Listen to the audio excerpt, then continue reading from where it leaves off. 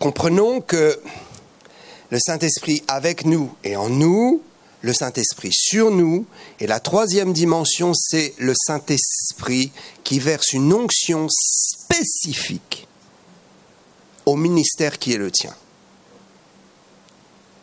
Il y a une onction spécifique qui est liée à mon appel dans l'ensemble du ministère. J'exerce le ministère quand je suis derrière l'estrade, mais j'exerce aussi le ministère en dehors. Et il existe donc une onction mystérieuse qui est attachée à ton propre appel et à ton propre ministère. C'est la caractéristique de l'équipement lié à une fonction. Il y a des onctions de prophète. Je peux prophétiser. Mais si je ne suis pas un prophète, je ne peux pas avoir accès à cette onction régulièrement. La compréhension de ce troisième niveau demande une explication particulière et je ne sais pas si on aura le temps d'aborder cela. Mais je voulais juste vous en dire 2 mots. Alléluia. Donc, nous allons reprendre maintenant avec 1 Jean 2, 27. Est-ce qu'on peut afficher 1 Jean 2, 27 ?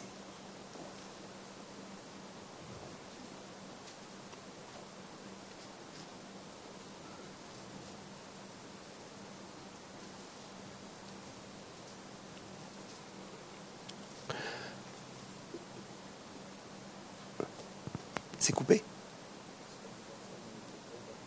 Oui.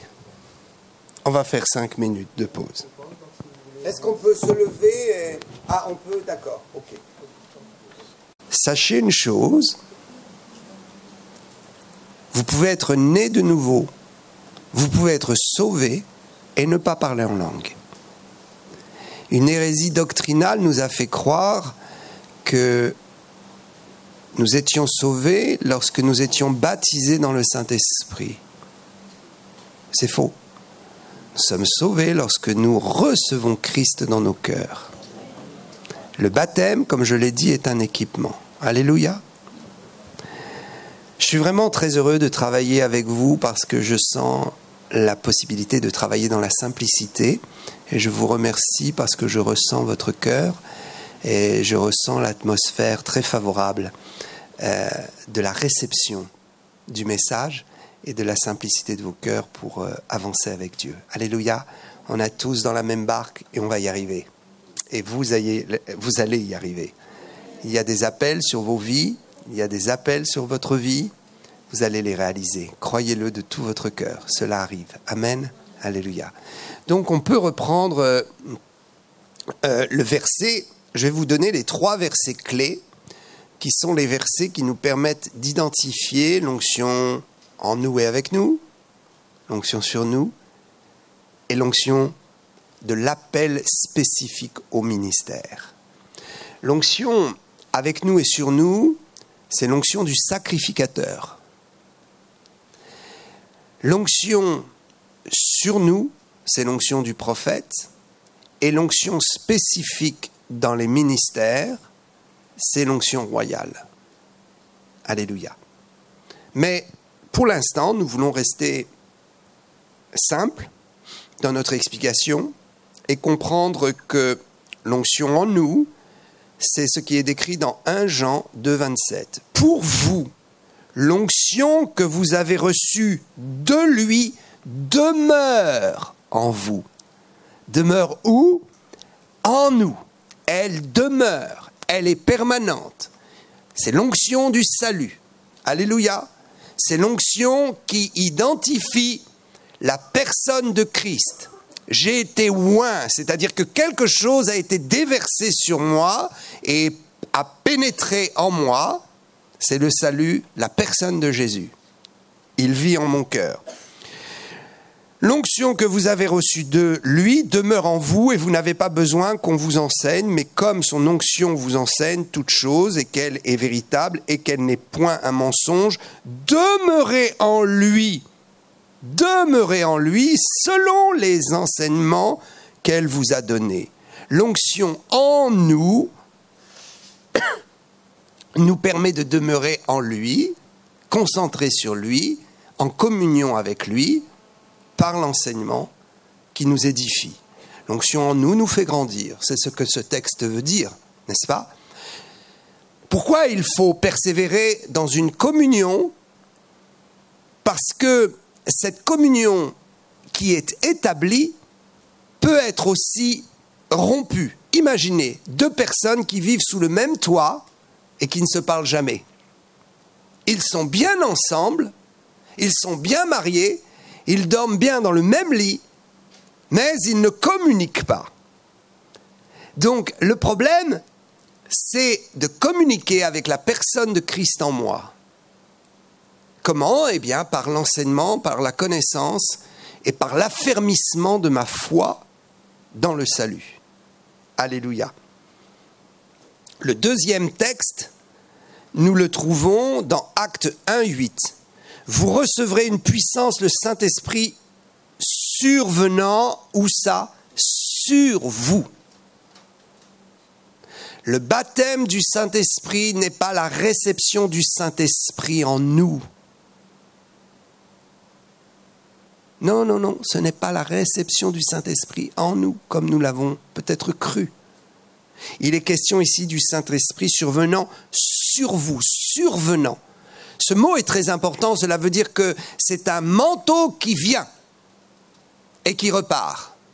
Qui vient et qui repart et qui peut nous surprendre. Qui nous surprend. Alléluia.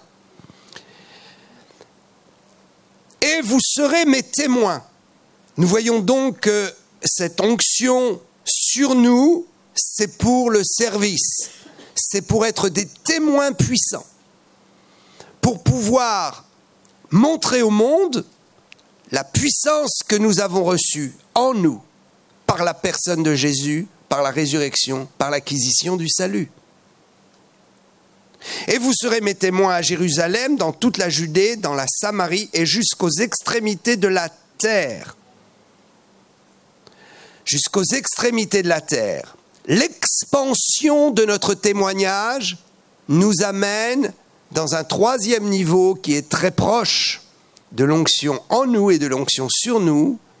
C'est l'onction spécifique attachée à notre appel qui nous envoie où ça? Jusqu'aux extrémités de la terre. On appelle ça l'onction Mimshak.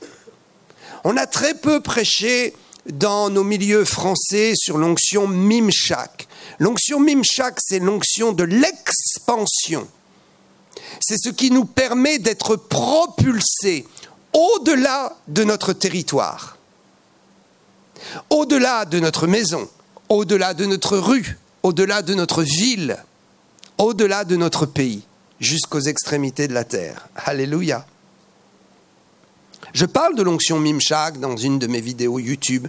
Vous tapez Daniel Vindini sur YouTube, Mimshak, ou onction Mimshak, il va le trouver tout de suite. Ou sur ma chaîne, ça ira encore plus vite. Et donc, le 3e niveau, je vous donne le texte, c'est Luc 4, 18, 19. « L'Esprit du Seigneur est sur moi parce qu'il m'a oint pour annoncer une bonne nouvelle aux pauvres. Il m'a envoyé. » Envoyé. C'est cette onction qui vous établit. L'onction en nous et avec nous, c'est le salut. L'onction sur nous, c'est un équipement. L'onction numéro 3, c'est l'onction qui nous établit. Dieu veut vous établir afin que vous puissiez exercer dans le domaine dans lequel il vous a appelé. Nos grâces sont différentes. Et la problématique encore en France, c'est que nous n'avons pas cru dans la diversité des ministères. Nous n'avons pas cru dans quoi? Dans la diversité. Donc, on est devenu jaloux de ce que l'autre a et on n'a pas additionné la compréhension de l'esprit qui est sur moi pour m'établir. L'esprit est sur moi pour m'équiper. L'esprit est où? Sur moi et en moi pour m'établir. Alléluia. Vous savez, quand nous ordonnons des pasteurs, des prophètes, des anciens, des diacres, des apôtres, des évangélistes, prophètes, le problème, c'est que nous devons nous poser la question. Est-ce que nous établissons cette personne parce que Dieu l'a établie et notre rôle c'est de confirmer? Ou est-ce que nous avons établi cette personne parce que c'est un arrangement humain? Il y a beaucoup de ministères qui sont en place. Pourquoi? Parce que c'est un arrangement humain. Dieu n'a pas établi et l'homme a voulu établir. Comment il établit? Avec un beau diplôme. Le Saint-Esprit vous établit par votre équipement. Le Saint-Esprit vous établit parce que votre cœur est en dévotion. Vous êtes établi parce que votre cœur est entièrement pour Dieu. Et il y a de la loyauté. Vous êtes établi parce que vous avez commencé à vous laisser équiper par Dieu. Alors Dieu vous établit, il vous donne une autorité et personne ne pourra l'ôter. Quiconque s'élèvera pour vous barrer la route et tuer votre ministère se brûlera lui-même à un feu terrible. Il y a des ministères qui ne persévèrent pas et ils disent « j'ai été trop persécuté ». Non mon ami, tu n'as pas été établi. Parce que si tu es établi, aucune persécution, si tu es établi, aucune persécution ne pourra te déchoir. Dieu sera toujours là pour t'ouvrir des portes, pour te rappeler dans le service, pour te poursuivre par le service. Alléluia. Mais si tu es établi par les hommes, il va se poser un grave problème. Le Saint-Esprit ne pourra pas t'équiper convenablement. Pourquoi? Parce que tu n'as pas été appelé. Parce que tu as usurpé un poste et une place qui revenait à quelqu'un d'autre. Comment fait-on une église religieuse et morte quand l'église élit son pasteur? L'église n'est pas une démocratie. Alléluia. Écoutez bien. L'église est partiellement une démocratie. Il y a un champ démocrate, une zone de démocratie dans l'église, qui est limité au pouvoir des diacres et des anciens dans l'organisation technique, administrative de l'Église. Mais lorsqu'il est question de la vision de l'Église, de la direction spirituelle, ce n'est pas une démocratie. Ce ne sont pas les anciens qui décident comment le pasteur doit orienter la vision de l'Église. Ce n'est pas la femme du pasteur qui décide si le pasteur doit exclure un membre. Ce n'est pas la femme du pasteur qui décide qui et quand quelqu'un doit prêcher. Ce n'est pas l'ancien ou le conseil des anciens qui décide. Les actes de foi liés à la vision du pasteur. Parce que seul le Saint-Esprit est maître. Donc, nous pouvons dire que lorsqu'il est question de changer un ventilateur, de mettre plus de lumière ou agrandir le parking, Nous sommes dans le cadre de la démocratie, du Conseil des Anciens et de la consultation de l'Église. Mais si il faut s'orienter vers une direction spirituelle, c'est seulement celui qui est établi qui a l'autorité. Et si celui qui est établi et qui a l'autorité n'écoute pas Dieu, mais écoute les hommes, il y a naufrage. Si le peuple se révolte et dit aux anciens, il faut mettre le pasteur dehors, deux possibilités. Ou le pasteur a gravement péché, et c'est évident, et il faut proposer une solution de mise à l'écart, de repentance, de réparation, en mettant le pasteur 6 mois assis. Mais on ne peut pas changer le pasteur s'il n'y a pas faute flagrante. Un conseil d'anciens qui écoute l'Église ou qui décide de destituer le pasteur s'oppose au fonctionnement de l'Église et se brûle à l'onction de l'établissement. C'est ainsi que l'Église fait naufrage et ne reçoit plus la vie de l'Esprit, et le Saint-Esprit n'équipe plus. Donc, si vous voulez voir une église morte ou construire une église morte, vous prenez quelqu'un qui a fait des études, qui a envie de servir Dieu, mais qui n'a pas cette fougue de l'appel. Vous regardez ses beaux diplômes et vous le suivez.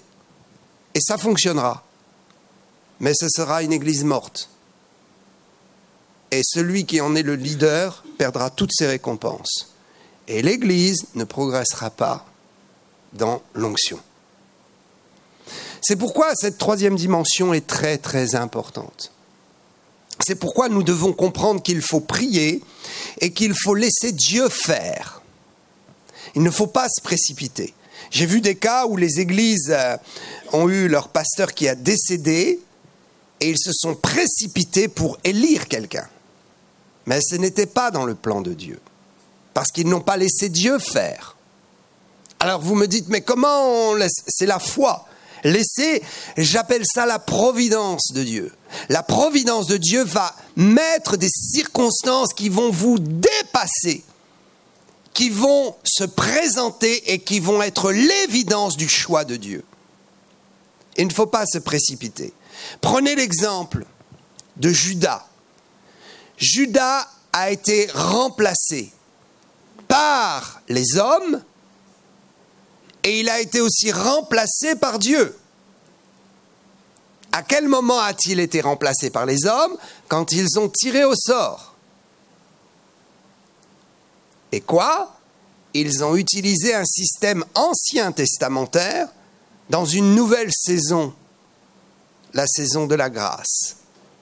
Et Dieu les a laissés faire, mais cet homme, nous n'entendons pas parler et il n'a pas été établi. Celui qui a remplacé Judas et qui a été le choix de Dieu, c'est Paul. Et quelles que soient les persécutions que Paul a subies, il demeure aujourd'hui par les Écritures. Jusqu'à aujourd'hui, son ministère agit dans le corps de Christ. Pourquoi? Parce que Dieu l'a établi. Si Dieu vous établit, personne ne pourra vous renverser. Absolument personne.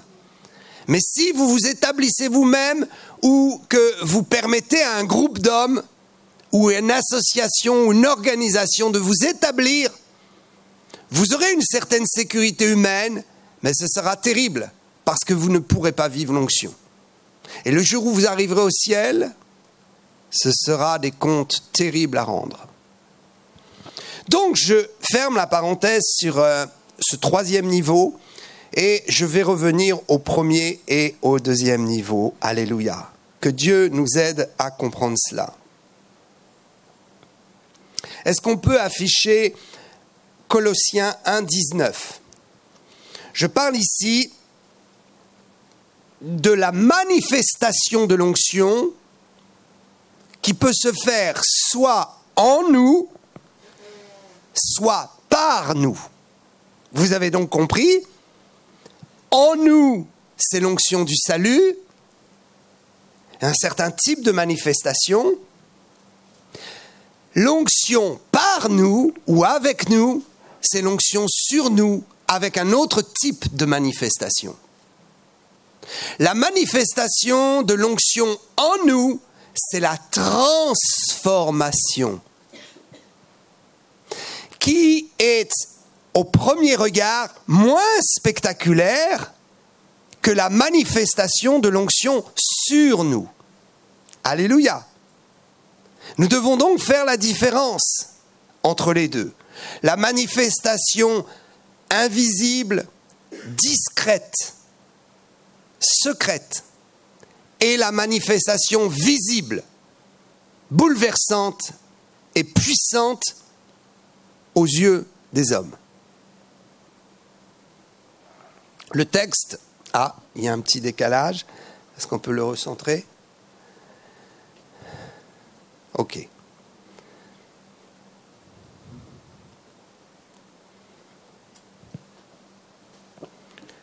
Je vais le reprendre ici. Alléluia. Ok. C'est bon pour vous jusque-là ?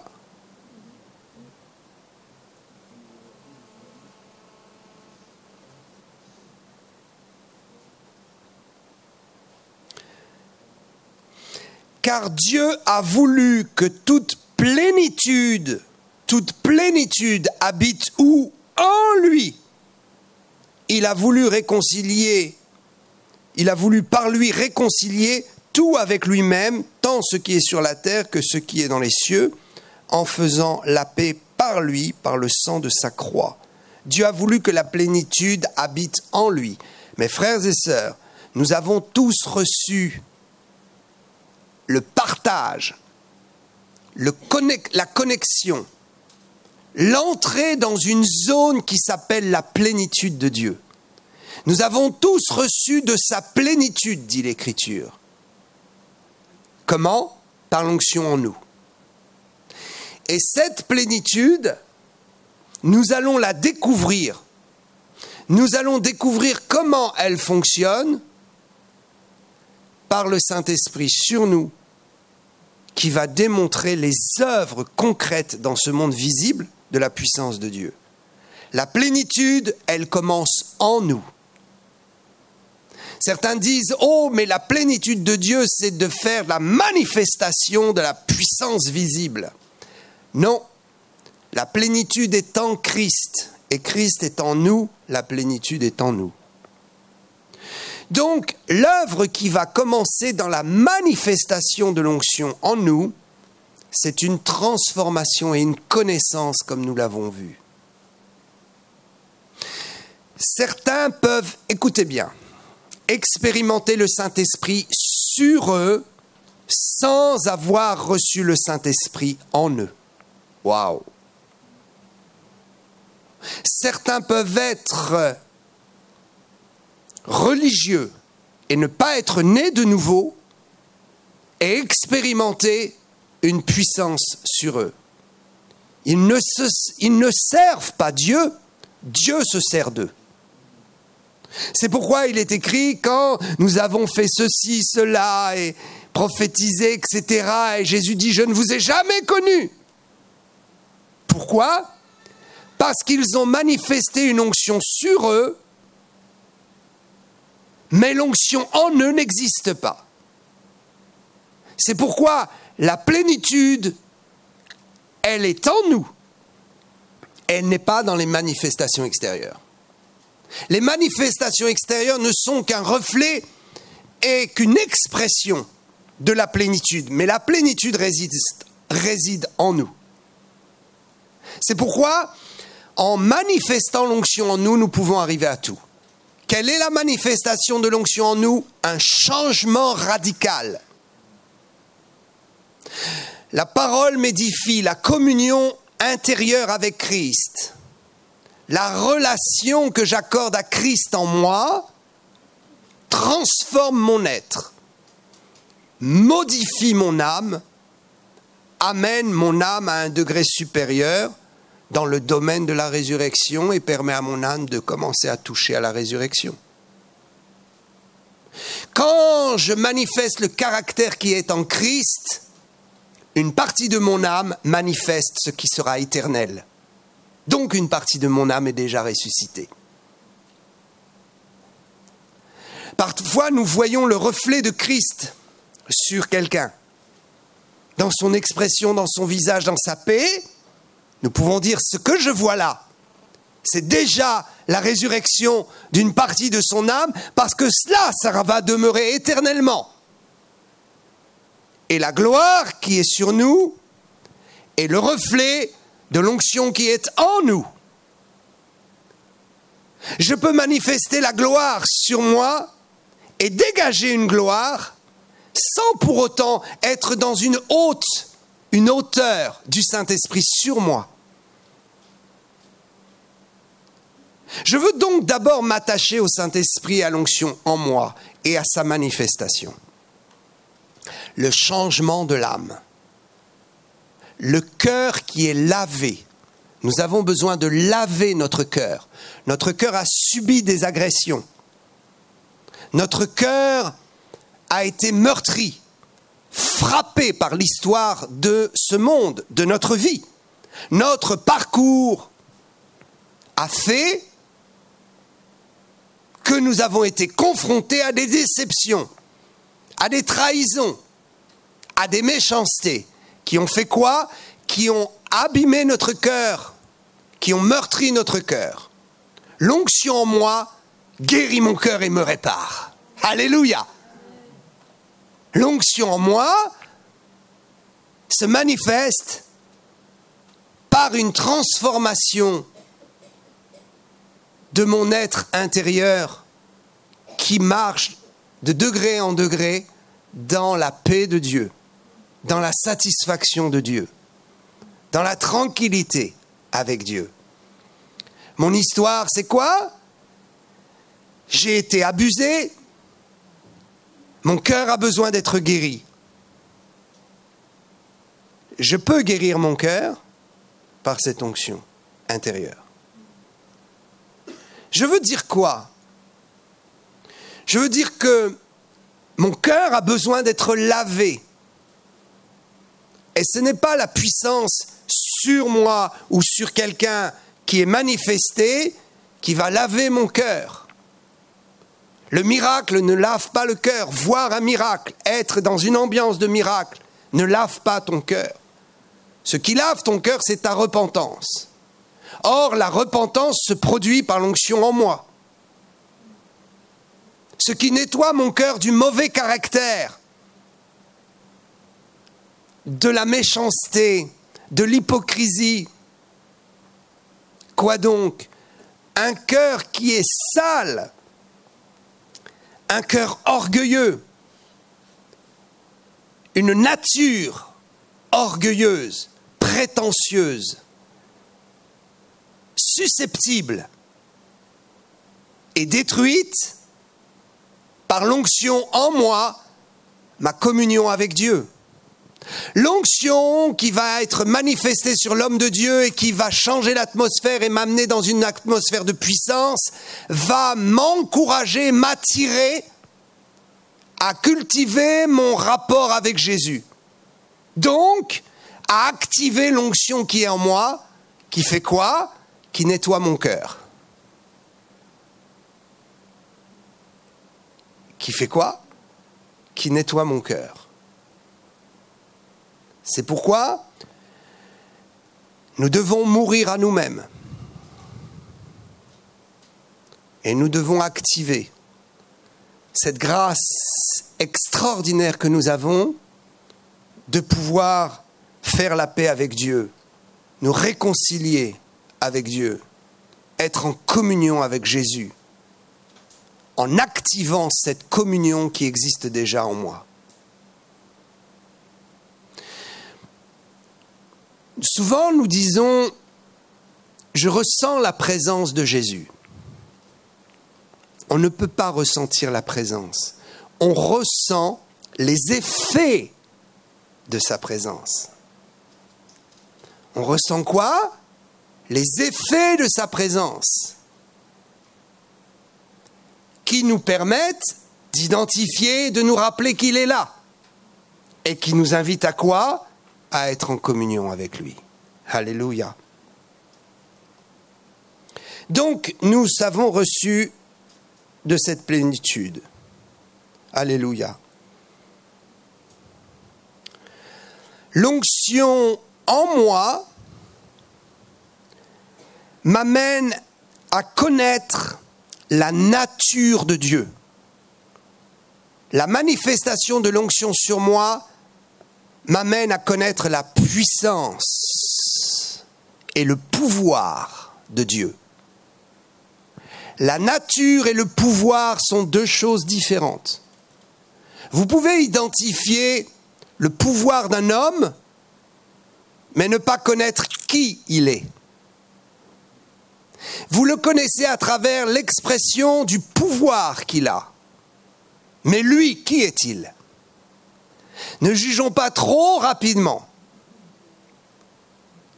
Ne sous-estimons pas trop rapidement. Certains ne manifestent pas les signes visibles de l'onction sur quelqu'un. Certaines personnes ne manifestent pas facilement la démonstration de l'onction sur eux. Et nous les jugeons. Mais nous ne savons pas quel est leur rapport d'intimité avec le Seigneur. Parfois, nous jugeons très vite. Et nous disons, regarde, celui-là, il sait à peine prier. Oh, celui-là, quand il prie, il ne se passe rien. Mais nous ne pouvons pas savoir quel est son état de communion avec Dieu. Et nous pouvons nous tromper très vite et juger très facilement. À l'inverse, nous pouvons voir quelqu'un qui manifeste la puissance. Et nous disons, oh, cet homme est très près de Dieu. Mais en fait, sa communion intérieure est nulle. Il a cultivé l'onction sur lui. Il a bénéficié du feu qui se transmet, mais il n'a pas activé la communion intérieure. L'onction sur vous se communique. L'onction en vous, c'est vous qui la maîtrisez. Le pasteur Bénin dit ceci: je peux mettre la main sur toi et dire au nom de Jésus, sois guéri et reçois la puissance de Dieu. Mais je ne peux pas mettre la main sur toi et dire au nom de Jésus, reçois le salut. Pouvons-nous aller voir un païen et lui dire, écoute, ne fais rien.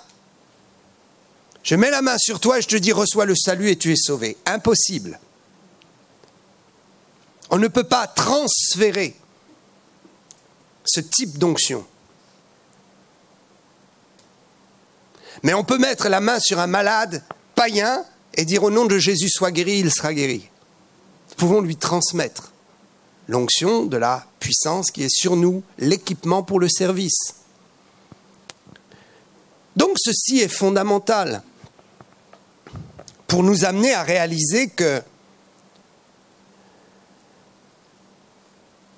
nous devons manifester la puissance visible, mais nous ne devons pas nous décourager et déconsidérer, ne pas considérer notre position excellente devant Dieu par la foi et l'onction réelle dans nos vies, l'onction du salut, notre contact avec Jésus, notre dévotion, notre détermination pour la confession des choses de la parole. Nous pouvons manquer de puissance, mais si nous avons conservé sa parole, nous sommes en communion avec lui. Mais il nous faut la puissance. Il nous faut la puissance. Qu'est-ce que la puissance? Elle est grande et si mystérieuse. Elle est grande et si mystérieuse. Elle est le produit de la grâce et du don. Le texte, nous voulons y revenir. Le texte de Actes 1:8. Vous recevrez une puissance, le Saint-Esprit sur vous. Cela ne veut pas dire que le Saint-Esprit est une puissance. Certains ont interprété ce texte et ont dit vous recevrez une puissance, le Saint-Esprit. Donc, le Saint-Esprit n'est pas une personne, c'est une puissance. Mais ce n'est pas comme cela que le texte est écrit. Le texte dit vous recevrez une puissance, le Saint-Esprit survenant sur vous. Et donc, c'est lui qui vous communique la puissance. Comment vous aurez la puissance? Parce que le Saint-Esprit surviendra sur vous. Il vous surprendra. L'onction sur nous est surprenante. Elle nous saisit. Nous ne pouvons pas vraiment la contrôler. Elle peut nous épuiser. Elle peut venir et partir. Elle dépend de la grâce et du don. Le don, c'est le Saint-Esprit qui décide quand il le donne. Jésus a dit, attendez et vous recevrez une puissance. Ils ont attendu 10 jours. Jésus fut ressuscité et il s'est présenté pendant 40 jours. Que s'est-il produit? Le jour de la résurrection, ceci est fondamental. Écoutez bien, il faut que vous vous procuriez, pour bien comprendre cela, mon livre sur « Et si Jésus n'était pas mort un vendredi ?» Certains comprennent, Jésus est mort un vendredi, effectivement, s'il n'était pas mort, on ne serait pas sauvé. Non, non, non, ce n'est pas ce que je veux dire. Je veux dire, posons-nous la question. Est-il mort un vendredi ou un autre jour? Ce qui est certain, c'est que le dimanche matin, ils ont constaté la résurrection. Cela ne veut pas dire qu'il fut ressuscité le dimanche matin. J'explique cela dans mon livre, vous pourrez le lire. J'explique qu'il était déjà ressuscité. Mais quoi qu'il en soit, nous devons comprendre que ce dimanche matin, qui fut le premier jour de la semaine, le premier jour de la semaine, correspondant au premier jour de la création, correspondant à la première branche du chandelier qui en compte 7, si vous voulez en savoir un peu plus, c'est très facile, YouTube, Israël prophétique. J'ai 18 émissions sur Israël prophétique. Vous pouvez juste voir celle concernant le chandelier, c'est très intéressant. Donc, ce premier jour de la semaine, il constate la résurrection. Le soir même, Jésus se présente aux 12. Jésus ne perd pas de temps, il sait qu'il a 40 jours pour effectuer un mystère qui correspond un jour à une année des Hébreux dans le désert. Bien, dès le premier jour, il se présente le soir. Et que fait-il?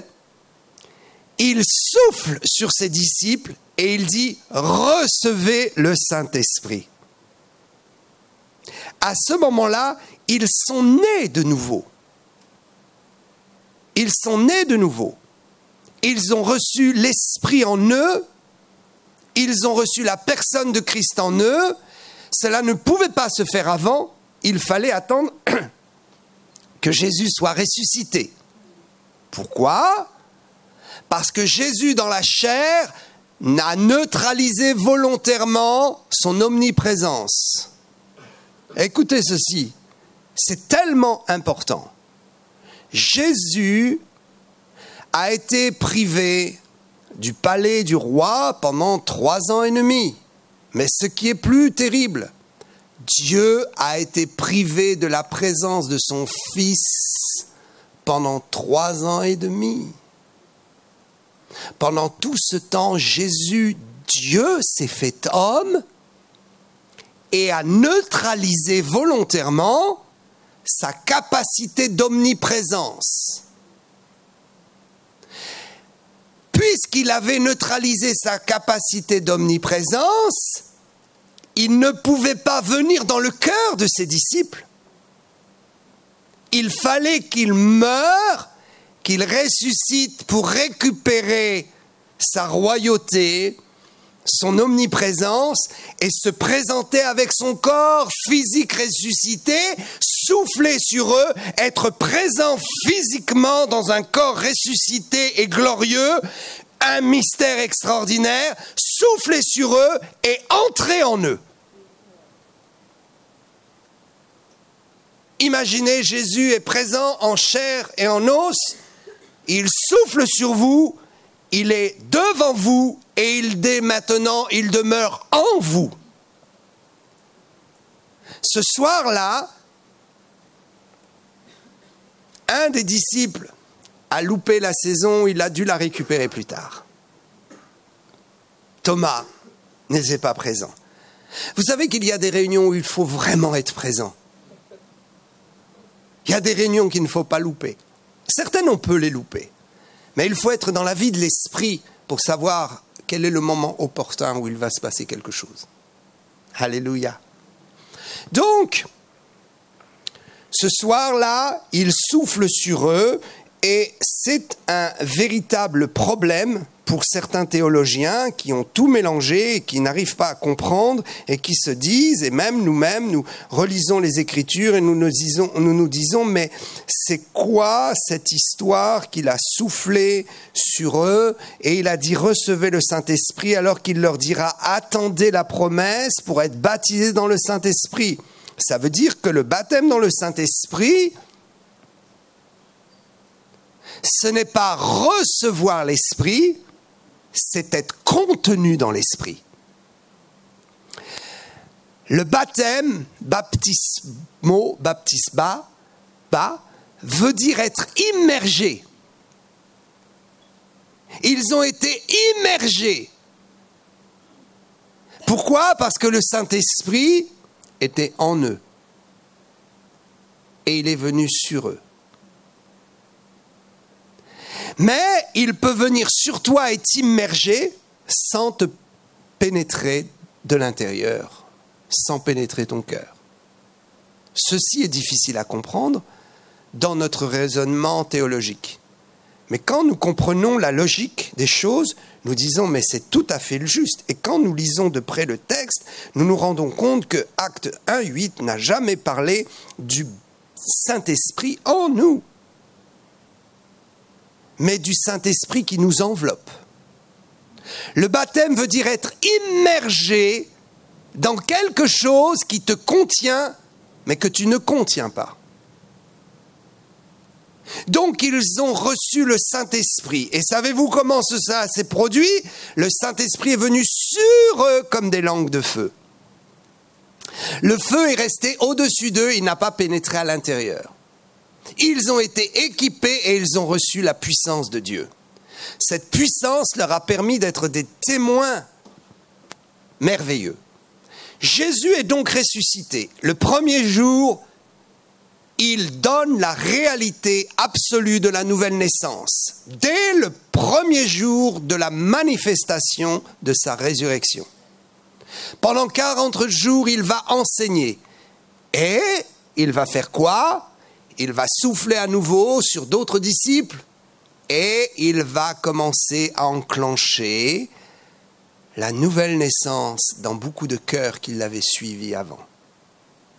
Et d'autres qui le découvriront. Alléluia. N'est-ce pas merveilleux ?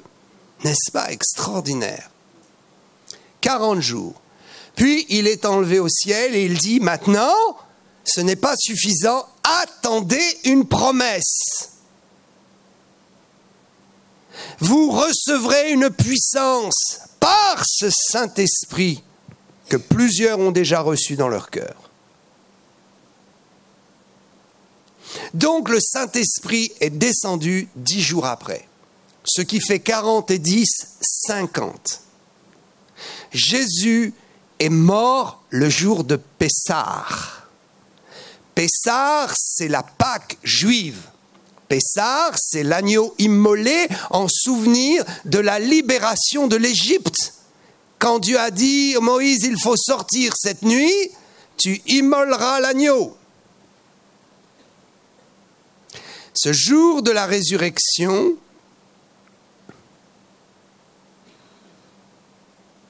a été l'accomplissement de la Pâque. Suivez-moi bien. Le jour où les Juifs sacrifiaient l'animal, ce même jour, Jésus venait d'être crucifié. Et Dieu fera en sorte qu'ils devront arrêter en l'an 70 définitivement leur sacrifice d'animaux. Car Dieu avait reçu le sang de son Fils. Dieu avait reçu le sang de la réparation, du pardon. Et il ne pouvait plus voir ses enfants verser un autre sang. Je vous l'ai dit, avant la fondation du monde, Christ a été crucifié dans le cœur de Dieu. Quoi ? Nous avons été élus avant la fondation du monde. Cela veut dire qu'avant la fondation du monde, nous étions déjà dans un salut sans être créés, sans être nés. Ça veut dire que dans le cœur de Dieu, Christ était crucifié. Et quand la chose a été accomplie sur la terre, Jésus ne pouvait plus voir le sang des animaux répandus pour le pardon des péchés en attendant l'exaucement de la prophétie du Messie qui devait nous délivrer. Donc, Jésus est parti au ciel. Qu'a-t-il fait pendant ces 10 jours ? Il a eu un franc contact avec le Saint-Esprit. Et le Saint-Esprit a dit « Attends, je vais descendre, mais restons un peu là-haut. » 10 jours qui correspondent à quelque chose de très précis, si vous lisez mon livre sur le retour de Jésus, et la manière dont le monde, alléluia, ce monde va être rétabli, reconstruit, et c'est nous qui allons le reconstruire. C'est nous qui allons le reconstruire. Ma fille a eu un songe qui nous a tous bouleversés dans la famille. Elle était enlevée au ciel, elle était dans une joie extraordinaire, et puis Dieu l'a renvoyée sur terre. Et elle est revenue sur terre et elle voyait plein d'autres chrétiens revenir avec elle. Et quand elle est arrivée dans une zone de cette planète, tout était gris, tout était complètement consumé par la guerre. Elle dit, j'ai vraiment vu ce qu'on voit dans les films de science-fiction. Tout est gris, gris partout. Il y a de la fumée même dans l'atmosphère. Tous les bâtiments sont rasés par terre, des squelettes de partout, des morts. Et là, je viens avec une joie profonde et Dieu me donne un sceptre. Et Dieu me dit, vas-y, reconstruis. Et ma fille dit, j'étais dans une joie incroyable, indescriptible.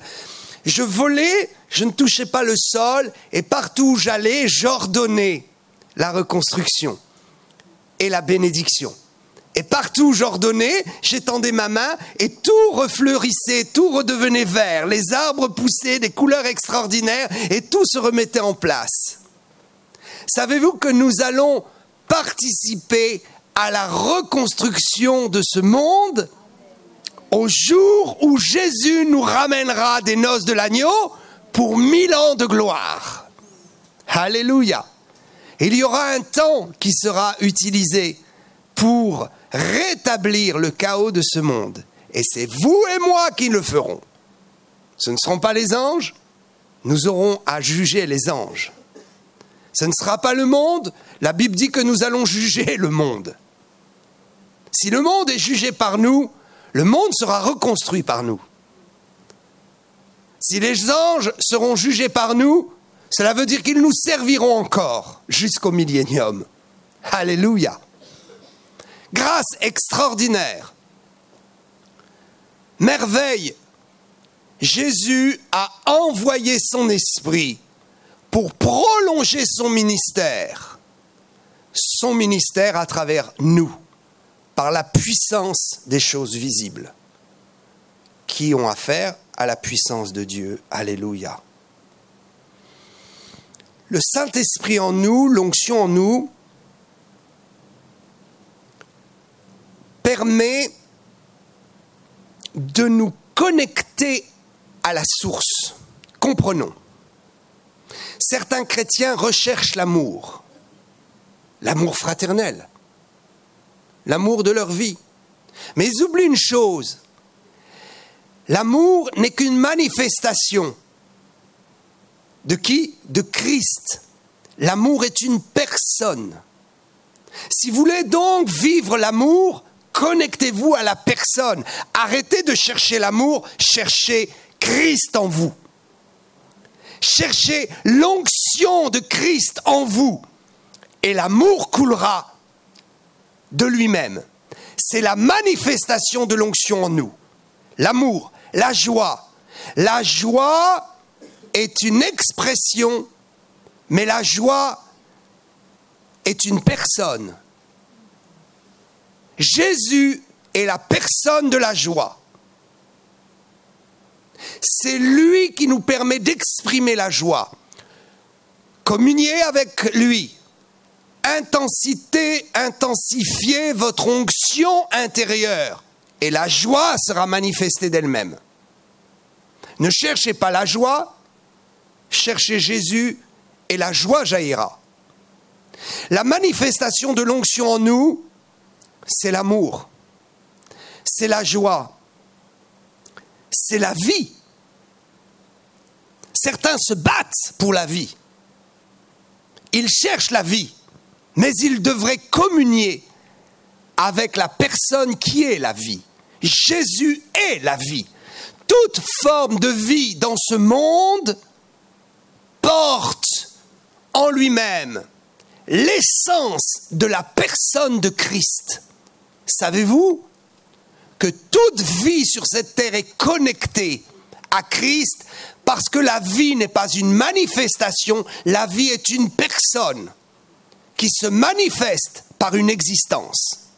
Par quoi? Par une existence.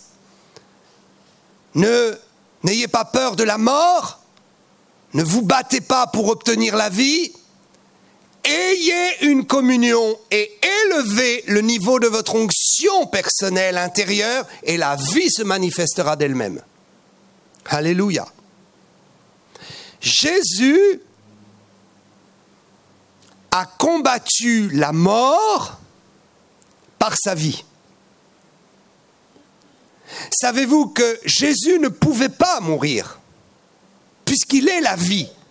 La vie ne peut pas mourir. Mais il a engagé sa propre vie dans un combat contre la mort. Et dans ce combat contre la mort, il disparaît un instant. Qui a gagné? La vie a gagné. C'est pourquoi la Bible dit on ne lui a pas pris sa vie.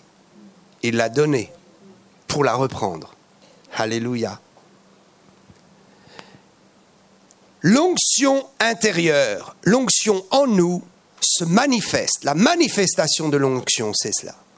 Parlons maintenant de la manifestation de l'Esprit sur nous. L'Esprit sur nous, c'est le feu, c'est le courant électrique. Savez-vous qu'il y a des mystères physiologiques, des mystères dans ce monde physique qui sont animés par la puissance de Dieu. C'est pourquoi il y a des rapports très étranges. Parlons maintenant de la manifestation de l'Esprit sur nous, de l'onction sur nous. Actes 1:8. La puissance sur nous. La puissance sur nous dévoile des manifestations qui sont très proches de certaines réalités physiques. Et quiconque refusera ce fait rejettera toute manifestation de l'esprit. L'esprit se meut au-dessus du chaos. Dans la Genèse, chapitre 1 et 1er verset, 2e, 3e verset, nous voyons quoi? Nous voyons l'Esprit de Dieu qui est au-dessus du chaos. Et Dieu dit la lumière qu'elle soit. La parole est arrivée, l'Esprit s'est mis en mouvement. L'Esprit s'est mis en mouvement dans quoi? Dans de la matière. L'onction sur nous affecte la matière. Affecte quoi? La matière. L'onction en nous affecte le spirituel, affecte l'esprit. C'est pourquoi au ciel, nous n'aurons plus l'onction sur nous. C'est pourquoi il est dit que l'onction en nous et avec nous demeure éternellement. Il n'est pas dit que l'onction sur nous demeurera éternellement. Il est dit qu'elle demeure, elle vient, elle part, elle a différents niveaux d'intensité et elle nous permet d'agir dans ce monde visible pour démontrer les œuvres de Dieu et pour être des témoins puissants. Des témoins puissants par la réalité d'un monde physique affecté. Ce que je dis est très important. Le Saint-Esprit remet de l'ordre dans le chaos matériel. L'onction du Saint-Esprit affecte le monde matériel. Le monde matériel n'a pas été créé par le Saint-Esprit, mais par la parole. Vous êtes d'accord avec moi? C'est la parole qui a créé. Mais c'est l'Esprit qui a mis en mouvement. Waouh! La parole a créé et l'Esprit a mis en mouvement. Nous avons besoin de l'Esprit sur nous pour que le mouvement soit mis de l'Esprit en nous. Celui qui cultive l'Esprit en lui et l'onction en lui, obligatoirement, va déclencher le phénomène de l'onction sur lui. Il verra des choses surnaturelles se produire. Le Saint-Esprit a donc affecté le monde matériel. Et c'est inscrit dans le monde matériel.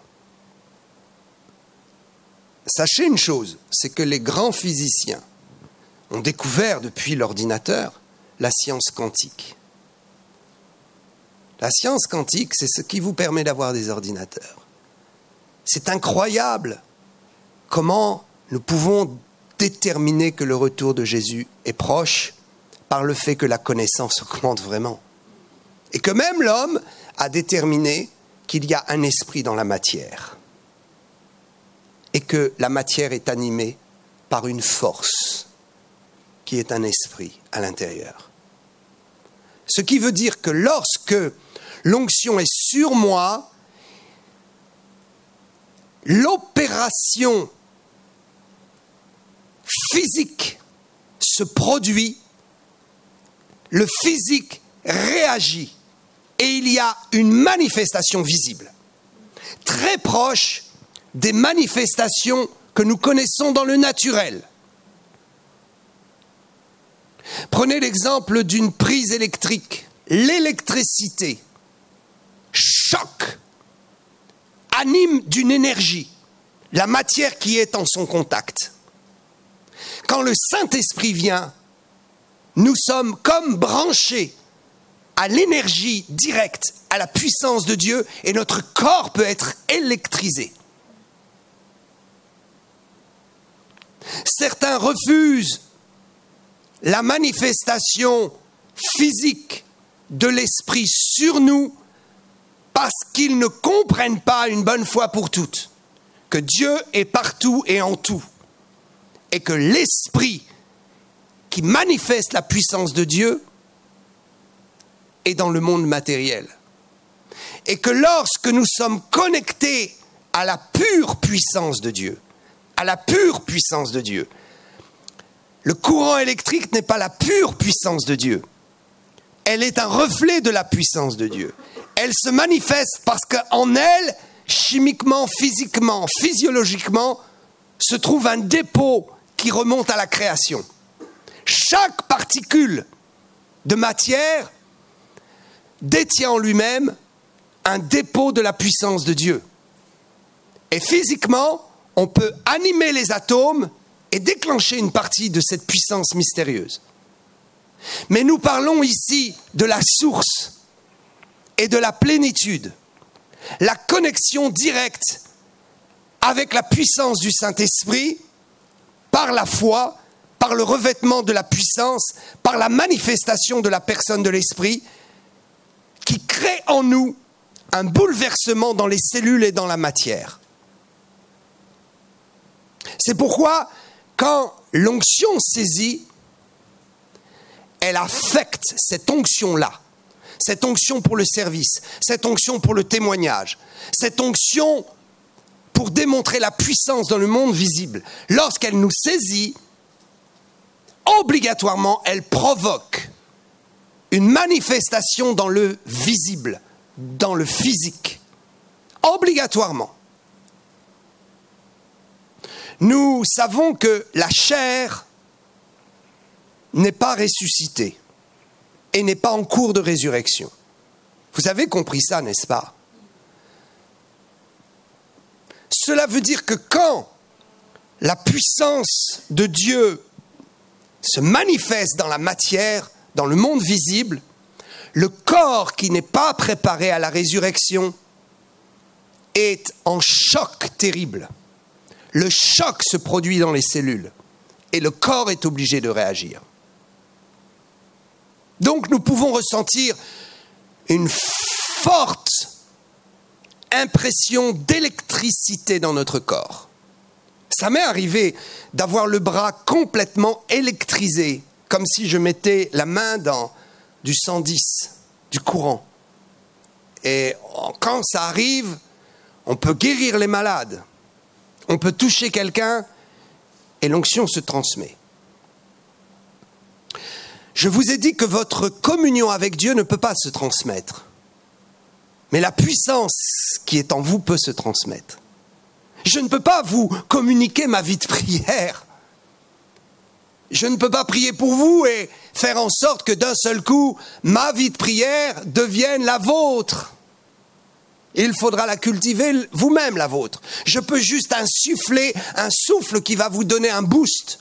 Et vous allez vous mettre à prier ou à parler en langue d'une façon facile, mais ça va s'éteindre. Mais je peux vous communiquer, si Dieu pose son manteau sur moi, un impact de la puissance de Dieu qui passe par le monde matériel. Comment est-ce qu'un malade est guéri? Deux possibilités. Parfois, les deux sont conjointes. Un ange descend et guérit la personne. Ou la puissance de Dieu vient sur vous, dans votre corps, dans vos mains, et elle est communiquée dans le corps du malade, et cette puissance affecte les cellules du corps pour remettre de l'ordre, pour remettre les cellules en place. Parce que les cellules qui ne sont pas en place ou qui sont affectées d'une maladie sont mises en contact avec la puissance qui a animé la vie à l'origine, avec l'onction de l'esprit qui libère les cellules de ces problèmes et qui ramène l'ordre là où il y a le désordre et qui chasse le démon qui est dans la cellule. La puissance de Dieu sur nous, c'est un revêtement de puissance. C'est le Saint-Esprit qui nous accorde la puissance qui est en Dieu. Et cette puissance rétablit les choses et fait fuir les démons qui se brûlent à la puissance. Vous savez que On peut se poser la question, pourquoi Jésus a chassé une légion de démons dans un seul corps? Comment 5 ou 6 000 êtres vivants peuvent se tenir dans un corps qui ne prend qu'un certain espace et qui a qu'un certain nombre de kilos? Parce qu'un esprit est microscopique dans l'espace qu'il utilise. Il y a des esprits de maladie qui se placent dans une seule cellule du corps. C'est pourquoi parfois le Saint-Esprit nous amène à poser la main à l'endroit où il y a la maladie ou la souffrance, ou à certains endroits du corps. Parce que c'est à cet endroit-là que le démon est logé dans la cellule. Un esprit n'a pas de corps. Un démon n'a pas de corps, il a besoin d'un corps. Il a besoin de faire une habitation dans un corps et dans un endroit, dans une cellule. C'est pourquoi 5000 démons peuvent être dans un seul corps, parce qu'ils ne prennent pas de place. Ils occupent juste un espace très restreint d'une des cellules du corps. Quand la puissance de Dieu vient, elle chasse. Le coup d'électricité affecte le corps qui éjecte. Alléluia. La puissance électrique peut maintenir des cellules dans un fonctionnement. J'ai vu des gens n'ayant pas de tympan pouvoir entendre après la prière. Moi-même, j'ai une vertèbre écrasée à plus de 60%. Techniquement, je ne devrais pas pouvoir rester debout. Je devrais être sur une chaise roulante. Le jour où Dieu m'a guéri, je suis allé consulter, j'ai couru pour faire les radios et le docteur a été paniqué. Il a fait venir une chaise, il m'a dit « Asseyez-vous, votre vertèbre là, elle est détruite, c'est de pire en pire, on ne comprend même pas comment vous n'êtes pas encore paralysé. » Pourquoi ? Parce que la puissance résiduelle de Dieu qui a circulé dans mon corps quand j'ai été guéri réside dans les cellules qui maintiennent le corps malgré la carence physique. Donc, nous comprenons que la puissance de l'onction sur nous amène à une manifestation physique obligatoirement. Obligatoirement. Il y a donc la manifestation par l'électricité. Vous savez que la science a découvert qu'avec des impulsions électriques, on pouvait réparer le cerveau de quelqu'un. Et que dans le cerveau, il y a constamment des flux et des échanges gazeux, chimiques et électriques. Et nous pouvons constater que certaines personnes retrouvent la mémoire, certaines personnes retrouvent l'intelligence, certaines personnes sont libérées dans leur cerveau et au moment où nous avons prié, ils ont ressenti une décharge électrique. Waouh! La pure puissance de Dieu, qui ne passe plus juste par un phénomène humain, matériel, qui s'autogère lui-même, mais par la puissance de Dieu qui vient gérer les choses. Par la puissance de Dieu qui est la source qui gère les choses. La puissance de Dieu manifeste une réaction physique pour accélérer le processus de rétablissement. Regardez, votre corps se guérit lui-même, n'est-ce pas? Parfois nous sommes malades, mais le corps se guérit lui-même parce que les cellules interagissent entre elles par un procédé chimique et électrique. Ils se remettent en place ou ils détruisent le mal. Quand nous prions, nous recevons une décharge ou une manifestation dans le corps. C'est l'accélération du processus par la pure puissance de Dieu. Alléluia! La pure puissance de Dieu qui descend et qui accélère les processus qui ont été ralentis dans le corps, Je crois que l'homme n'était pas fait du tout pour mourir de vieillesse et que le corps était suffisamment chargé de la puissance de Dieu pour que les cellules s'autogèrent et détruisent ce qui pouvait affecter. Mais quand le mystère de l'iniquité a pénétré, Satan est venu dans ce monde physique et a transformé les choses et a mis du chaos. Je crois dans la pure puissance de Dieu qui affecte le corps. Nous pouvons prier, quelqu'un reçoit de l'électricité, c'est une chose réelle, électrisé complètement. Nous pouvons aussi voir la manifestation de l'Esprit sur nous comme un feu qui vient. Quelque chose qui brûle, quelque chose qui consume. Nous avons vu que dans ce monde physique, nous pouvons détruire des ordures par le feu.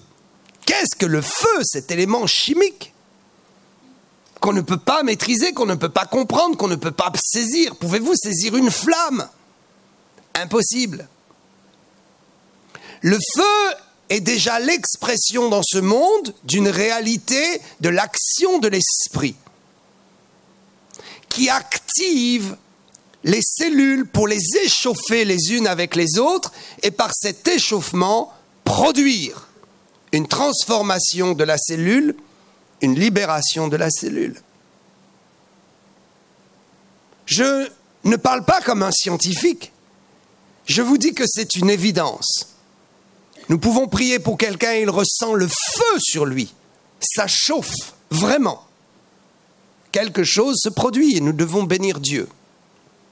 Le Saint-Esprit peut se manifester à travers un vent. Nous le voyons, n'est-ce pas? Nous avons ces exemples dans le livre des Actes. Le vent violent qui vient. Et ce vent peut être physique. Nous pouvons le ressentir sans voir les effets sur les éléments extérieurs. L'effet n'est ressenti que sur nous, mais nous pouvons aussi voir l'effet circuler dans une pièce. Alléluia. Souvent, j'ai constaté que l'onction sur nous, la manifestation de la puissance visible de Dieu, l'équipement qui est la puissance visible, se manifeste par un souffle dans la tête. On sent un souffle passer dans notre tête. Mais ce souffle est bien réel, mais il n'affecte pas les autres éléments. Ce n'est pas la sorcellerie. Ce n'est pas de l'autosuggestion. C'est réellement la puissance de Dieu qui agit dans un monde visible et physique. Alléluia. Et puis, il y a aussi la manifestation de l'esprit qui nous visite et qui court-circuite notre intelligence et notre pensée et qui déséquilibre le corps qui ne peut pas supporter le poids de la visitation. C'est ce qui se produit le plus fréquemment. Et nous tombons. Alors les religieux vont vous dire tomber, c'est très négatif. Mais je vais vous dire, ce n'est pas l'esprit qui tombe, c'est la chair qui tombe. C'est la chair qui meurt. C'est la chair qui disparaît. La plus fréquente des manifestations, ce sont les gens qui tombent. Parce que c'est la plus évidente. Et parce que je crois que c'est la manifestation de puissance qui vient sur quelqu'un pour activer en lui l'onction de la présence de Jésus, l'onction intérieure, le Saint-Esprit en vous.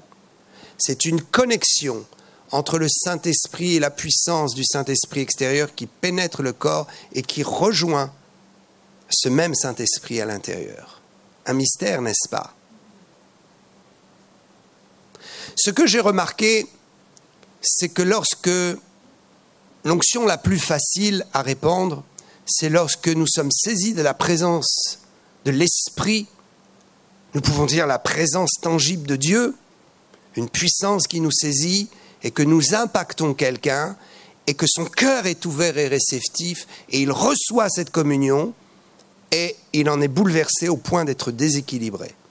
Chaque fois que vous êtes impacté de cette façon, votre niveau de puissance personnelle augmente, votre niveau de foi augmente, votre capacité dans la puissance de Dieu augmente, votre équipement se consolide.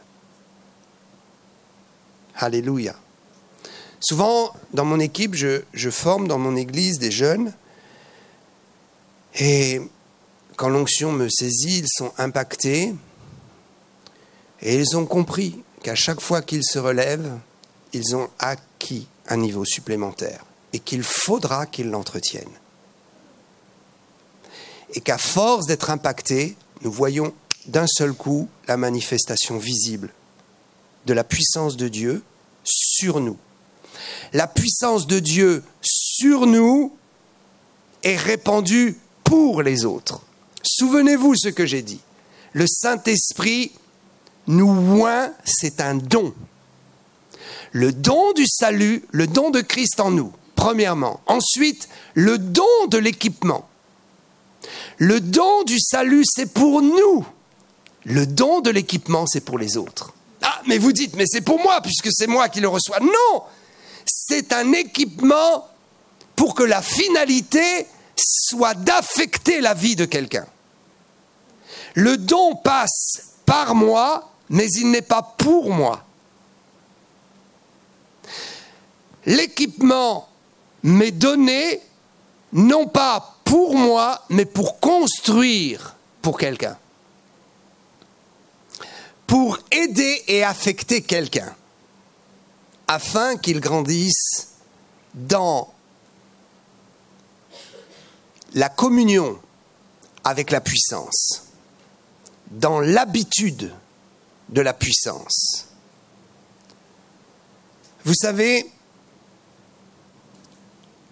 le Saint-Esprit en nous, pour le salut, ça se fait en direct avec Dieu. Écoutez bien. Mais le Saint-Esprit sur nous passe par un processus à travers quelqu'un. À travers quelqu'un. Alors vous me direz à la chambre haute, ils ont reçu directement du ciel. Faux. Jésus leur a dit, allez et attendez.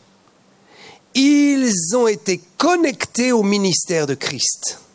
L'équipement qu'ils ont reçu est un équipement qui venait de la connexion directe avec le ministère terrestre de Jésus. Pourquoi est-ce que Jésus n'a pas posé les mains sur eux et leur a dit « Soyez baptisés dans le Saint-Esprit » Il aurait pu faire ça, n'est-ce pas? Ressuscité, il a soufflé, il a dit « Recevez l'Esprit ». Ressuscité, il a communiqué la nouvelle naissance. Pourquoi ne pouvait-il pas communiquer l'équipement? Pourquoi dit-il « Allez là-bas, attendez, priez, payez le prix ». Et le Saint-Esprit viendra sur vous pour vous équiper de ce que j'ai moi. Ceci est très important. Nous voyons deux choses. Jésus n'a pas communiqué directement. Ceux qui pensent qu'ils vont s'enfermer dans leur chambre et qu'ils vont avoir l'onction sur eux de la puissance directement se trompent. Il faudra qu'ils soient en connexion avec quelqu'un qui a déjà reçu la puissance. Ou avec une église dans laquelle il y a la puissance. Ceci est très important, difficile à comprendre pour les religieux, difficile à comprendre pour notre orgueil, difficile à comprendre dans le mécanisme, mais c'est une réalité. Je parlerai des 3 onctions de David et j'expliquerai que ces 3 onctions, il a été oint avec l'huile 3 fois, correspondent aux 3 onctions de Jésus, correspondent aux 3 onctions qui nous sont destinées. Et nous verrons qu'il y a l'onction que nous recevons en direct de Dieu et l'onction qui est communiquée pour l'équipement par le Saint-Esprit à partir de l'œuvre de Christ qui a circulé dans les vies des gens. Alléluia. Autrement dit, j'ai besoin de me tenir dans l'Église. J'ai besoin d'être là où des gens sont équipés pour être mis en relation avec la puissance de l'équipement. Il y a différentes façons résiduelles de découvrir l'onction. L'onction est résiduelle, l'onction sur nous est résiduelle. Elle est posée soit sur l'Église, on appelle ça l'onction de l'équipement corporatif. Nous sommes réunis, nous avons la foi, nous prions, nous payons un prix, nous sommes rassemblés et il y a une onction corporative qui se fait. Quelqu'un rentre et il sentira la puissance de Dieu. Non pas parce que l'orateur a pris le micro, mais parce que l'Église dégage un équipement.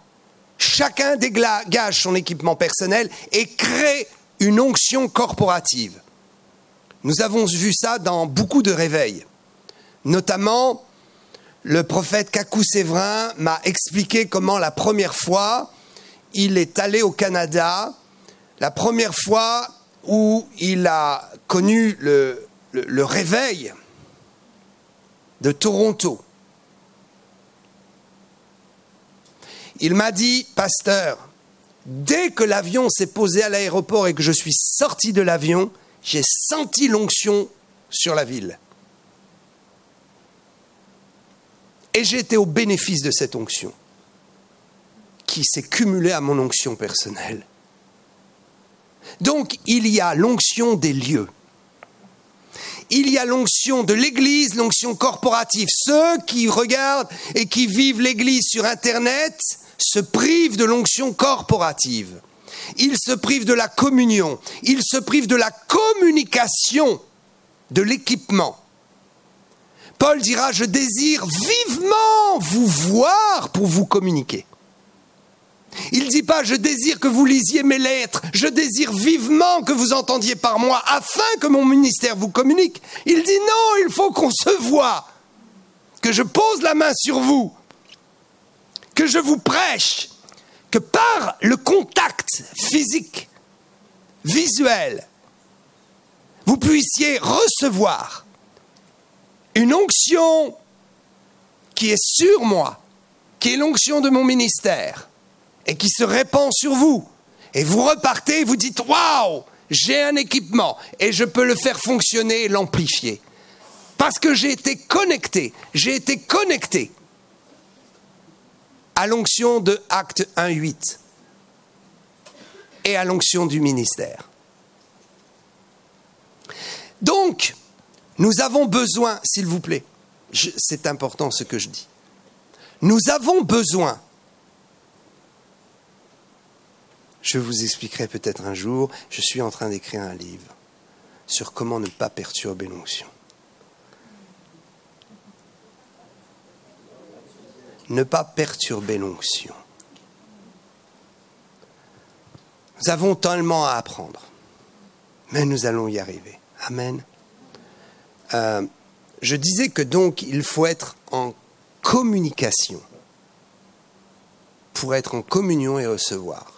Ceux qui vivent l'Église chez eux avec papa, maman et les enfants, qui refusent de venir dans l'Église corporative, ceux qui vivent l'Église à travers Internet, se privent de quelque chose d'élémentaire.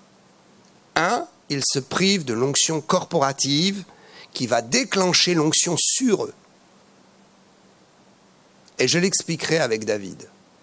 Deux, ils se privent du repas du Seigneur. Imaginez l'importance de la Sainte Seine, qui identifie nos personnes réunies autour du repas du Seigneur. Est-ce que les noces de l'agneau se feront individuellement, chacun dans sa maison au ciel isolé, et un livreur de pizza passera et dira « Tiens, voilà ton repas de noces, bon repas, au revoir !» Nous serons assis à la même table, dans le même lieu, dans le même espace. Il y a là une réalité profonde de la vie communautaire qui déclenche la vie en général.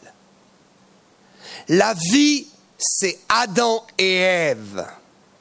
Adam sans Ève, c'était la vie imparfaite. Souvenez-vous de cela. Il manquait quelque chose. Pour consommer la vie, pour vivre la vie, il manquait quelque chose au premier homme qui avait reçu la vie. Il lui fallait une autre vie à ses côtés. Cette autre vie a créé le principe de la cellule familiale, tant protégée par Dieu depuis la création de l'homme, depuis Adam et Ève.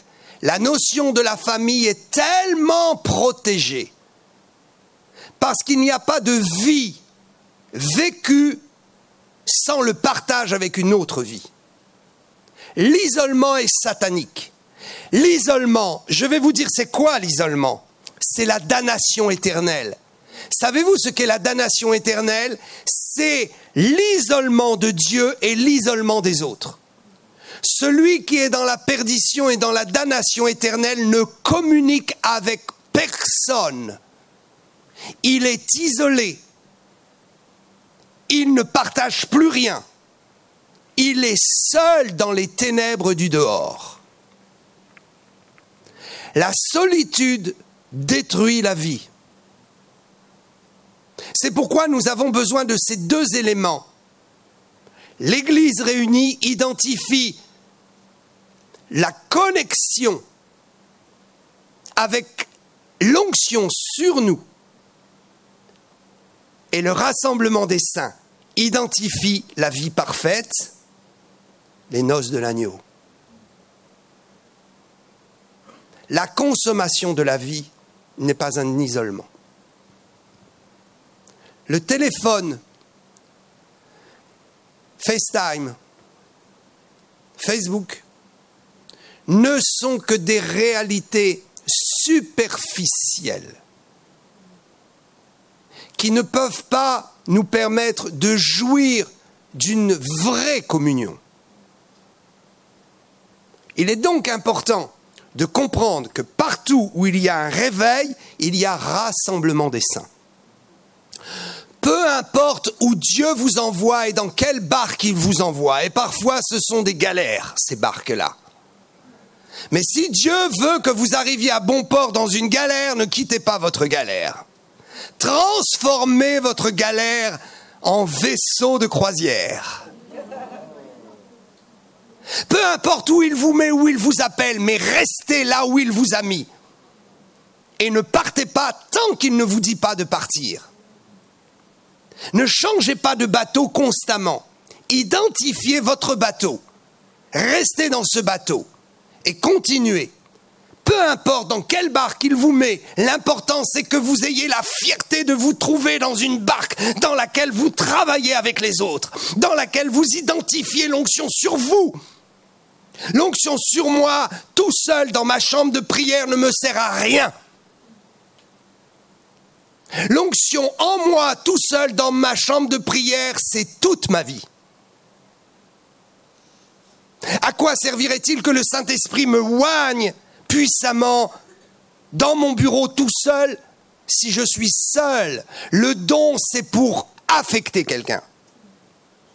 Je reçois une prophétie, un don de prophétie, ce n'est pas pour moi, c'est pour quelqu'un. Je reçois un don de guérison, ce n'est pas pour moi, c'est pour quelqu'un. Il faut que j'aille déverser ce don sur quelqu'un. Et tant que je ne déverse pas ce don par la foi, la personne ne sera pas guérie. Et la guérison que je tiens ne me servira à rien. Il faut donc être en contact avec les autres pour vivre Actes 1:8. la manifestation du Saint-Esprit sur nous, la manifestation de l'onction sur nous, l'onction corporative, l'onction des lieux, l'onction du ministère sur une personne. Ce sont les 3 localisations. Dites avec moi, je veux localiser l'onction. Je la localise en moi, je la localise sur moi, je la localise dans l'église, je la localise dans des lieux, je la localise sur un homme ou un. Il faut localiser où Dieu travaille. Il faut même demander à vous-même, Dieu, localise-moi. Que l'onction me localise, puisque moi j'accepte de la localiser. Je sais qu'elle est localisée dans l'église ici. Alors je veux que cette onction corporative me localise. Je veux que l'onction qui est sur l'homme de Dieu me localise. Que l'onction s'active et que tu me localises, Seigneur, et que l'homme de Dieu parle pour moi. Là où je suis caché, là où je suis dans les pensées de mon cœur, là où je suis en train de vivre ma propre histoire. Pas l'histoire de mon voisin, mon histoire à moi. C'est pourquoi il faut être concentré. C'est votre histoire qui peut prendre un autre chemin aujourd'hui. Ce n'est pas l'histoire de votre voisin qui importe. Ce n'est pas égoïste. C'est le plan de Dieu pour vous. Peu importe dans quelle barque il vous appelle, ayez la dignité de vous lever chaque matin en disant « Je travaille dans une barque ». Et je sais que beaucoup de barques sont des galères et que l'église est imparfaite et que je me trouve là où là je rencontrerai les mêmes problèmes. Vous connaissez cette histoire de l'homme de Dieu qui a dit à un chrétien un jour qui se plaignait « Je trouve l'imperfection partout ». Et l'homme de Dieu lui dit « Mais même si tu trouves l'église parfaite, au moment où tu rentres dans cette église parfaite, elle devient imparfaite à cause de toi. » Nous n'aurons pas de perfection. Et Dieu ne veut pas parce qu'il veut que nous payions le prix. L'onction sur moi, c'est un prix à payer. Attendez 10 jours, jeûnez, priez. Payez le prix pour que la connexion se fasse et que le manteau vienne sur vous. Dieu ne vous confiera pas le manteau tant que vous n'aurez pas montré votre loyauté et votre détermination. Dieu sait très bien où vous en êtes, mais il attend que vous manifestiez. Il sait si vous avez un cœur déterminé ou si vous ne l'avez pas.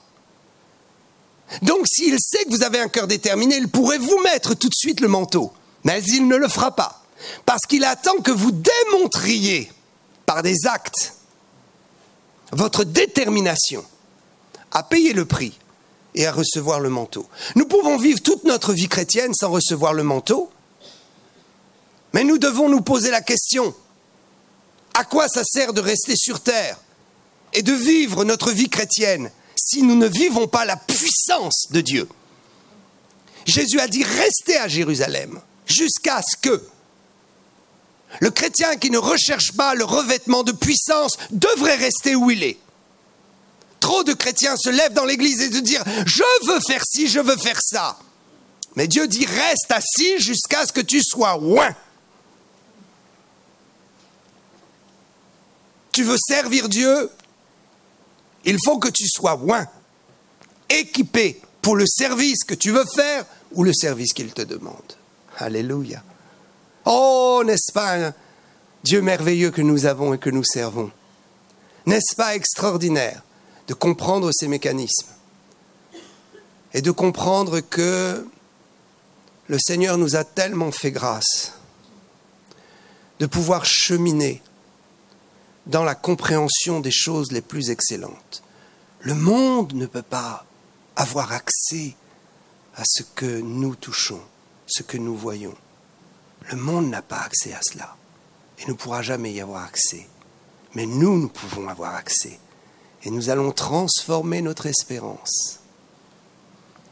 en action concrète, en appliquant les principes de Dieu.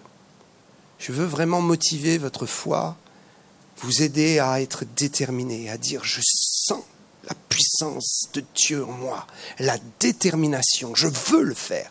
Quelqu'un parmi vous peut être supérieur à nous, peut être un grand révolutionnaire de la foi, peut se lever avec une onction prophétique, peut se lever avec un don des miracles. Alléluia. Je suis comme un aigle, j'observe. Je forme actuellement 38 personnes pour le ministère. J'en ai libéré pas mal. Et ceux que je libère, je les libère et je ne veux même pas qu'ils travaillent pour mon église ou pour moi. Dieu m'a appelé à former des gens et à les libérer. Et à ne pas conserver un bénéfice de leur ministère pour mon ministère. Dieu peut demander de le faire. Je connais Doug Edward Mills au Ghana, qui est actuellement à 2800 églises qu'il a produit. Il forme des gens et ensuite il leur confie une église qui appartient au réseau. Alléluia, il a été appelé à ça. Mais moi, Dieu m'a dit surtout ne fais pas cela. Parmi les gens que je forme, je suis toujours très attentif, comme un aigle, à observer qui obtiendra le manteau. Et si quelqu'un obtient un manteau plus que le mien, je ne peux que me réjouir. Je ne peux que être satisfait.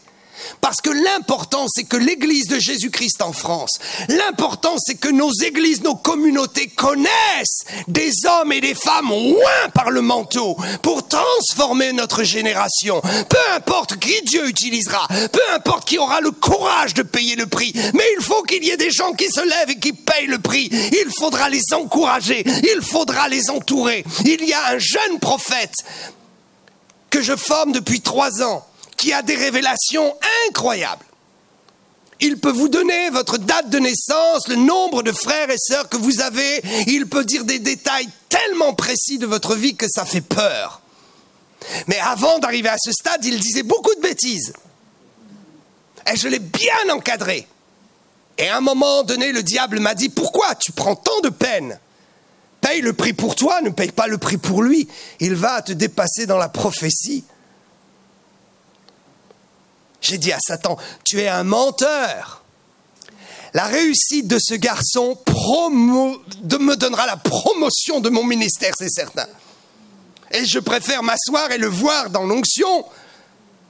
Je me réjouis. L'important, c'est qu'il faut que l'Église de Jésus-Christ en France change afin que nous arrivions à gagner les païens. Afin que nous arrivions à gagner les païens pour Jésus. Et que nous arrivions à rendre fort l'Église. Peu importe qui sera sous les projecteurs. Notre problème, dans le corps pastoral, nous avons été trop jaloux. Et nous avons été à nous déchirer pour savoir qui aura le leadership. Qui sera sous les projecteurs. Et quand quelqu'un avait un manteau et avait un talent, on lui a coupé la tête. Au lieu de l'élever et de se mettre dans l'ombre pour l'élever lui. C'est ce que font les anglophones. Quand un homme reçoit une onction, tous se mobilisent pour élever cet homme.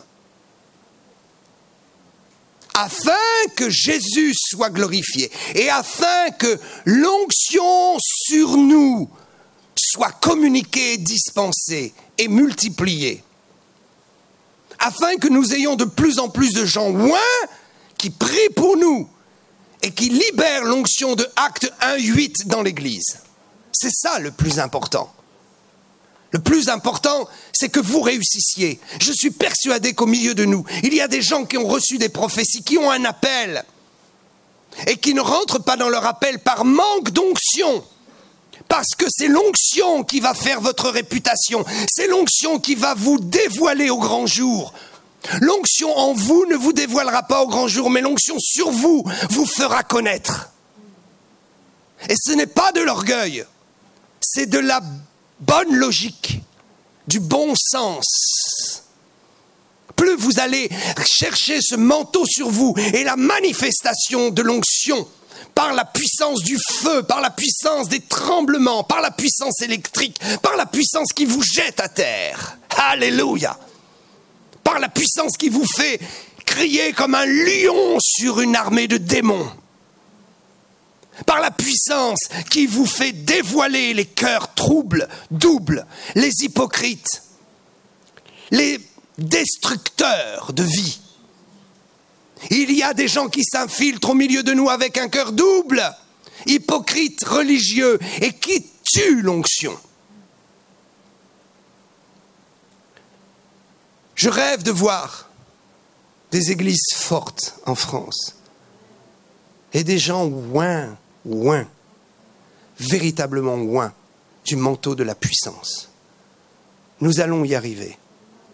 Je voudrais dire à quiconque, ici dans cette salle, qui est martyrisé dans son église, qui vit la mort dans son église, quitte et viens ici. Je vais dire quelque chose, le pasteur, le frère n'est pas au courant.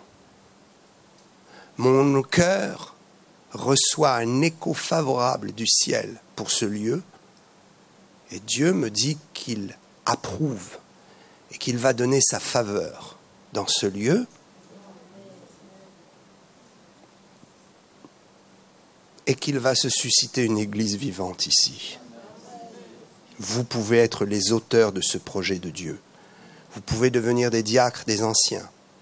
Vous pouvez devenir des gens avec une capacité pour faire fonctionner l'église, pour s'occuper de l'école du dimanche, pour s'occuper de l'accueil, pour s'occuper de la musique, pour assister le pasteur dans sa fonction, pour prier afin de savoir qui sera le pasteur de cette église.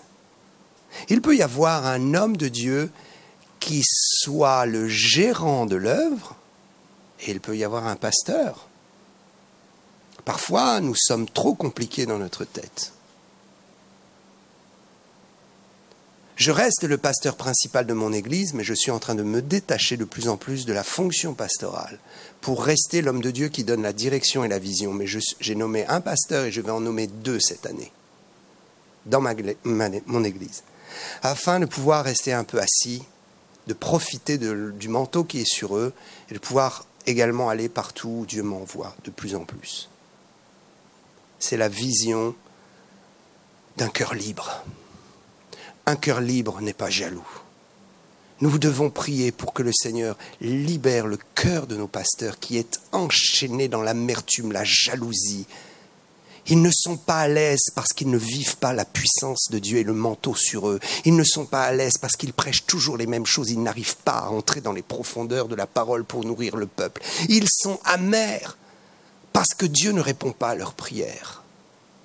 Et cette amertume a pollué l'espace de leur cœur. Et cette pollution dans leur cœur détruit l'onction corporative, détruit l'onction des lieux, détruit le manteau sur eux-mêmes. Ils doivent libérer leur cœur et ne plus avoir de problème. Nous ne cherchons pas à bâtir notre royaume ou à atteindre un but que nous nous sommes fixés. Nous voulons juste voir l'évangile progresser et la gloire de Dieu se manifester. Peu importe qui Dieu va choisir, peu importe qui Dieu va élever. Moi, je suis tranquille. Parce que l'Esprit du Seigneur m'a oint et je fais ce qu'il m'a demandé dans le domaine de l'onction qu'il m'a confiée. Et peu importe si quelqu'un réussit apparemment mieux, gloire à Dieu. Moi, je rendrai compte pour moi-même. Et si j'ai bien fait le travail que Dieu me dit, alors j'aurai mes récompenses. Et je me réjouis de cela. Je ne cherche plus à atteindre un but humain. Je cherche juste à atteindre le but que Dieu me confie pour que l'onction de mon manteau soit totale. Ce que je peux faire, je le fais. Ce que je ne peux pas faire, c'est parce que Dieu ne m'a pas appelé à le faire. Je vais donc appeler quelqu'un qui est appelé à le faire et qui sait le faire. Alléluia. Le pasteur en second dans mon église est une femme. Elle a reçu une grâce pour la cure d'âme et la délivrance qui me dépassent. Je prie pour certains cas et je n'obtiens pas. Elle prie et les gens sont délivrés. Cette femme m'a rejoint avec sa famille il y a 10 ans dans l'église. Et j'ai mis 8 ans à la former, avant que Dieu me dise « pose ta main, mets l'huile et oins la pasteur ». C'est curieux aujourd'hui, les pasteurs sont oints comme ça, les prophètes sont oints comme ça, en 5 minutes, parce qu'on a besoin de faire grossir l'église, parce qu'on veut prouver qu'il y a une équipe, parce qu'on a des ministères, mais c'est tout du vent. Tant que Dieu n'établit pas une personne, vous n'avez pas le droit de l'établir. Donc je l'ai établi parce que j'ai vu comment elle procède avec les gens. Elle dit 2 mots, elle pose les bonnes questions et les gens se mettent à trembler. Elle pose la main sur leur ventre et ils se mettent à vomir. On a même mis en place des sacs parce que parfois ça va très vite. Mais je me réjouis. Alléluia. Je prie pour voir des prophètes, des apôtres, des évangélistes puissants. J'ai un jeune évangéliste, Alexis. Je suis sûr que quand lui, il prêche, s'il y a un païen dans la salle, le païen va être ébranlé. Le païen va être ébranlé. Je me réjouis des onctions et des manteaux. Vous comprenez? Ça, ce n'est pas l'onction corporative, c'est l'onction sur une personne. Je vous parlerai de cela. Alléluia. Nous allons arrêter ici. Je sens le Saint-Esprit me dit, arrête. Donc j'obéis. Amen. Peut-être quelqu'un a prié très fort en disant, c'est le temps. Et comme cette personne est vraiment en relation avec l'Esprit, alors je ne peux pas faire autrement. Que Dieu vous bénisse. Je laisse le micro au pasteur.